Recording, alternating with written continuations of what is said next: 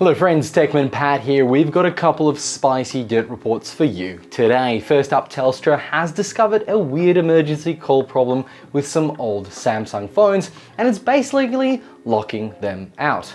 Then we'll turn overseas for a global cybersecurity treaty Australia is about to sign, which sounds good, but has some tech experts screaming, wait a minute. So if you enjoy the tech drama and my usual bad jokes, hit that like button and subscribe. So let's get started by rolling the intro.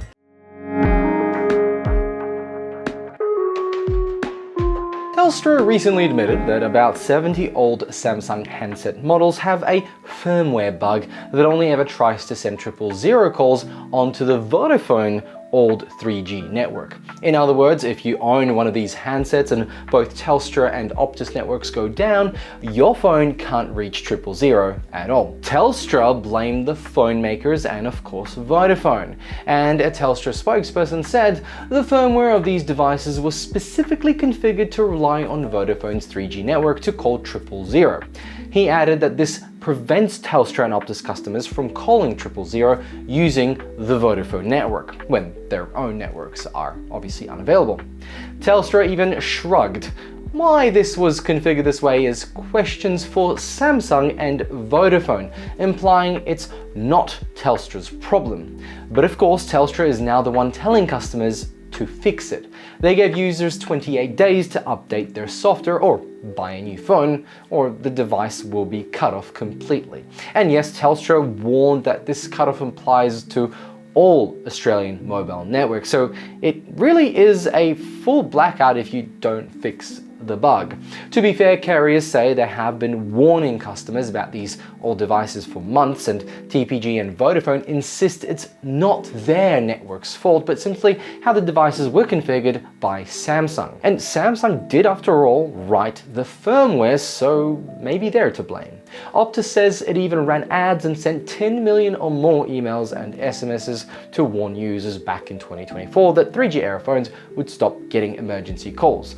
Still, the optics aren't that great. Telstra is now forcing people to upgrade under the threat of no service, and suddenly your decade-old Samsung goes from indestructible brick to doomed paperweight, unless you magically learn how to compile your own new firmware and then get it signed by Samsung. Look, who is to blame in this case? I don't know if it's Telstra or Vodafone. It's more than likely Samsung not supporting these old phones. And this comes back to how long should a brand support their phones? And we know Apple does it quite well. Unfortunately, that's the fact.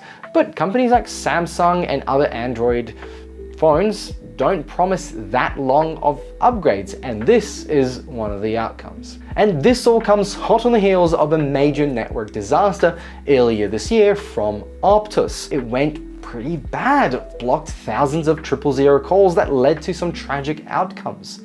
And ever since, carriers have been scrambling and finger pointing. So Telstra's announcements just adds fuel to the very big fire. My hot take, maybe it's not that hot, Telstra really just wants these vintage handsets gone.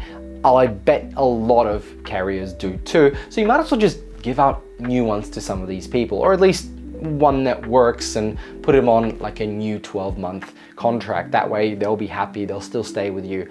It's better PR move than just saying, hey, not our problem, but that's Telstra. Over across the ditch and overseas, Australia is about to sign a big United Nations convention against cybercrime in Vietnam. On paper, it sounds promising, a UN led by the Office of Drug and Crime effort to fight global cybercrime. The treaty explicitly targets online crimes like phishing, ransomware attacks, human trafficking, and hate speech. And the Australian government portrays this as a landmark. Now, DFAT calls the treaty the first ever UN-endorsed instrument addressing cybercrime, criminalizing significant cyber offenses, and creating a robust framework to ensure international legal cooperation and sharing of electronic evidence.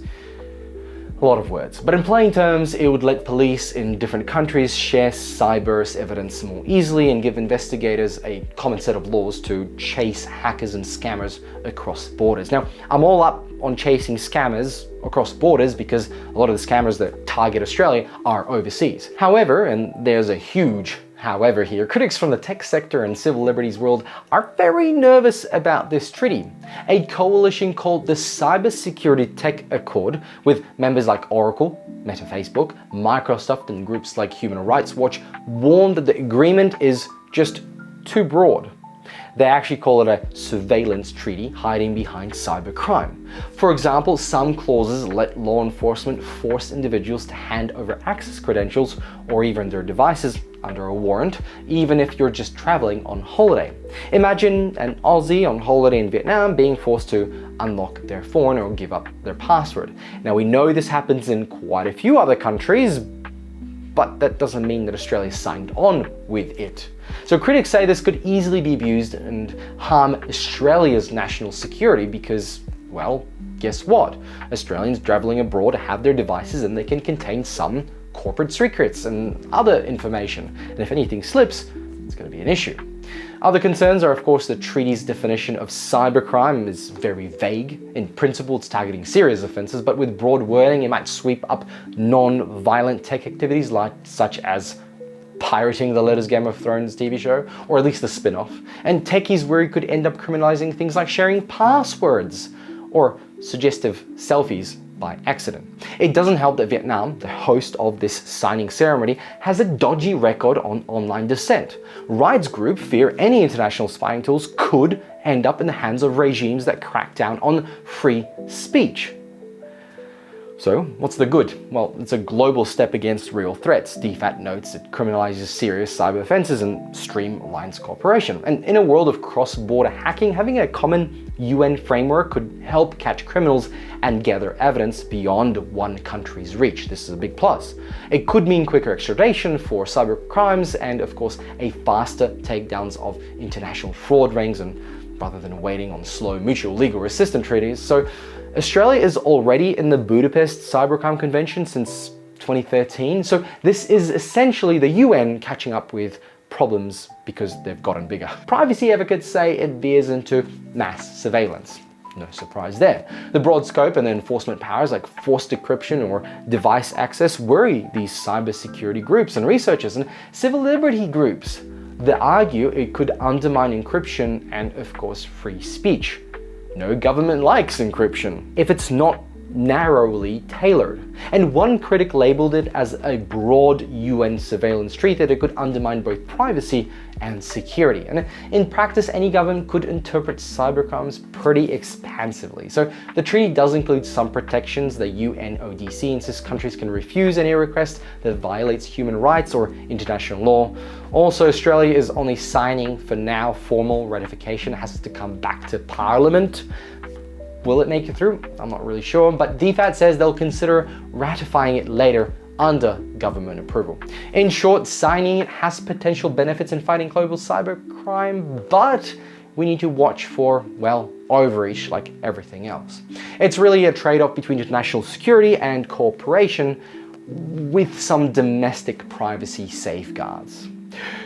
Okay, that's a lot of dirt for today. So let me know what you guys think in the comments below. Are you ticked off about Telstra's handset lockdown, or half a dozen or 24 phones just isn't a worry? But what about government access to your phone? That is a tale as old as time. Friends, thank you very much for watching Dirt Report. If you enjoyed it, then tap the like button and subscribe for more tech news and dirt. Bye!